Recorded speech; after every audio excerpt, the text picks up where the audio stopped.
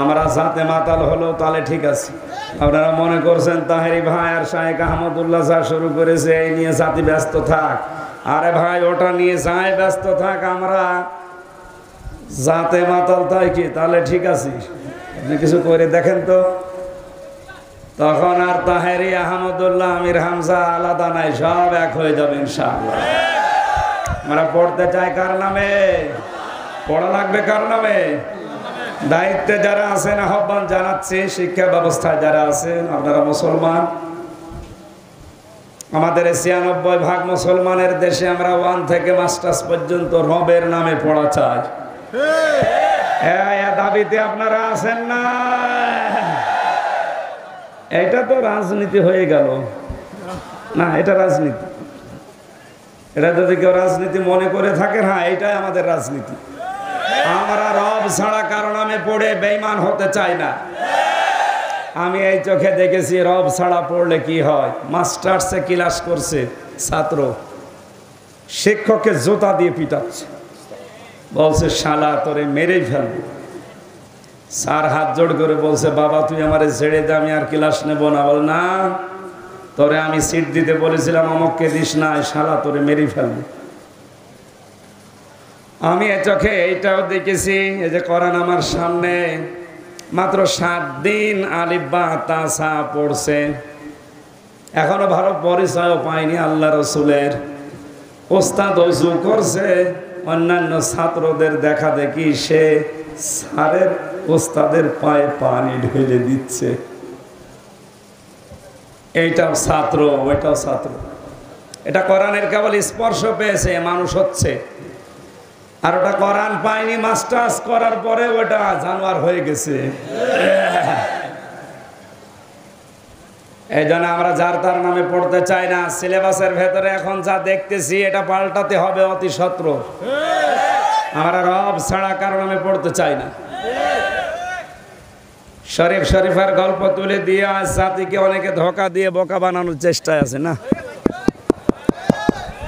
সম্মানিত ভাইরা, যারা মনে করছেন জাতির মুখ চোখ সব এই দিকে ঘুরে গেলে সামনে ওদের যে পরিকল্পনা ওইটা আবার কাজে লাগাবেন না।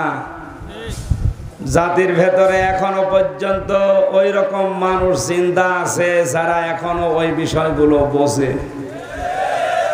জন্য আপনারা পারবেন না। আমরা জাতে মাতাল হলো তাহলে ঠিক আছে কি?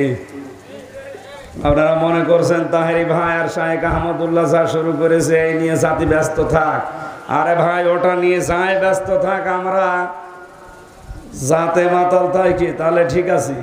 আপনি কিছু করে দেখেন তো, তখন আর তাহেরি আহমদুল্লাহ আমির হামজা আলাদা নাই, সব এক হয়ে যাবে ইনশাআল্লাহ। আমরা পড়তে চাই কার নামে? এই জন্য রবের নামে পড়তে হলে কোরআন বুঝতে হবে আমাদেরকে। আজ বোঝার সিস্টেমগুলো দিন দিন আমরা অনেকেই তুলে দেওয়ার বিভিন্ন ষড়যন্ত্রে লিপ্ত হয়েছি। কথা বুঝতেছেন? বিশ্ব নবীকে আল্লাহ যেদিন নবুয়ত দান করেন, জিবরাইল এসে তিনবার তাকে বলেছিলেন ইকরা ইকরা ইকরা। বিশ্ব নবী 3 বারই বলেছিলেন মা নবী কারি, আমি পড়তে পারি না, কি পড়বো।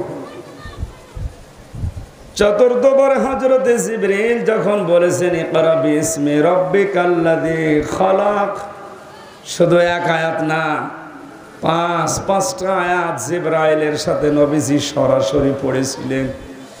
প্রশ্ন আসতে পারে প্রথম 3 বার পড়লেন না কেন?